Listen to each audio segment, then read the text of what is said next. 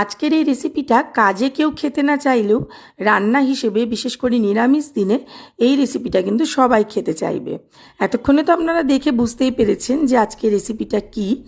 মোচা তো আমাকে ছেড়ে পালাচ্ছে, যাই হোক কোনো রকমে তাকে ধরে নিয়ে আসলাম, তারপর সেটাকে ছাড়াচ্ছি। করেছিলাম ধোকা, মোচার ধোকা। এবার মোচার ধোকা করেছি যেভাবে আমরা ধোকা তৈরি করি ঠিক সেইভাবেই, কিন্তু কথাটা হচ্ছে এটাকে আমি কোচাইনি। তারপর সেটাকে আমি সেদ্ধ করে নিয়েছি, আর এখানে মটর ডাল আর ছোলার ডাল সেটাকেও সারা রাত ভিজিয়ে মিক্সিতে বেটে নিয়েছি। এদিকে মোচাগুলো আমি মিক্সিতে পেস্ট করে নিচ্ছি। তারপর সমস্তটা মিশিয়ে নেব, আদা বাটা দেব, আর দিয়ে দেব কাঁচা লঙ্কা, আর দিয়ে দেবো স্বাদ অনুসারে লবণ আর চিনি। আপনারা চাইলে এখানে ভাজা জিরের গুঁড়ো বা যে কোনো অন্য কোনো মশলা ব্যবহার করতেই পারেন, কিন্তু আমি এখানে আর কিছুই দিইনি। একটা টিফিন বক্সে সর্ষের তেল মাখিয়ে নিয়ে এই মোচার যে ডালটা একসঙ্গে মেখে নিয়েছিলাম সেটা ছড়িয়ে দিলাম। তারপর এটাকে আমি স্টিম করতে দিয়েছি। আজকের এই ভিডিও তৈরিতে আমি অনেকগুলো ভুল করেছি, যেমন এই স্টিম করতে দেওয়ার ভিডিও ক্লিপসটা নিইনি।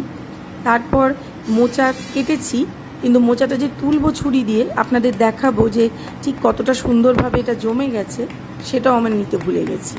তো যাই হোক, আপনারা এইভাবেই করবেন। শুধু আপনাদের কাছে একটাই রিকোয়েস্ট, যখন মোচার ধোকা করবেন তখন কিন্তু 15 থেকে 20 মিনিট এটাকে স্টিম করে নেবেন, মানে ভাপিয়ে নেবেন। তাহলে ঠান্ডা করার পরে কিন্তু দারুণভাবে এই ধোকাগুলো উঠে আসবে, খুব ভালোভাবে উঠে আসবে।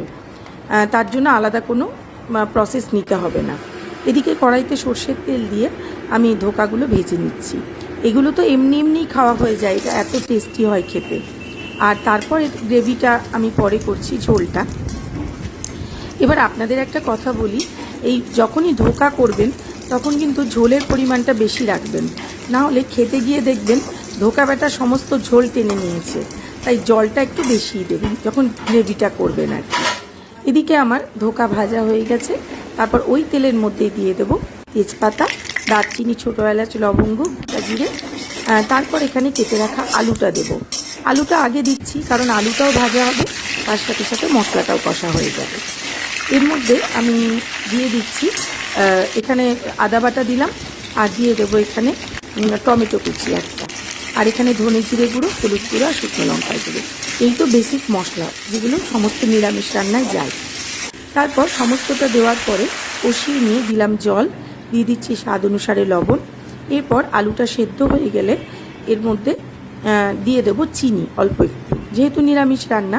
দিয়ে দিচ্ছি ভেজে রাখা মোচার ধোকাগুলো, আর ধোকা একটু ফুটে উঠলেই এর মধ্যে ঘি দিয়ে রান্নাটা শেষ করব। দেখছেন আমি ঝোলটা কিন্তু একটু বেশিই রেখেছি, কারণ পরে এই ঝোলটা কিন্তু পুরোটাই টেনে নেয়, মোচাতে খেয়ে নেয় পুরো আর কি, মোচার ধোকাতে। আজকে আমার গলাটা ভীষণ কী রকম শোনাচ্ছে আমি জানি না, গলার অবস্থা খুবই খারাপ। আপনারা প্লিজ একটু ক্ষমা ঘেন্না করে দেবেন। শর্মিলাস কিচেন অ্যান্ড মোড়ের শর্মিলাকে দেখতে থাকুন, শর্মিলাস কিচেন অ্যান্ড মোড়। আর অবশ্যই একটা ফলো, লাইক আর শেয়ার করে দেওয়ার অনুরোধ রইল। ভালো থাকবেন সবাই, সুস্থ থাকবেন। দেখা হচ্ছে নেক্সট ভিডিওতে। ততক্ষণ পর্যন্ত টাটা।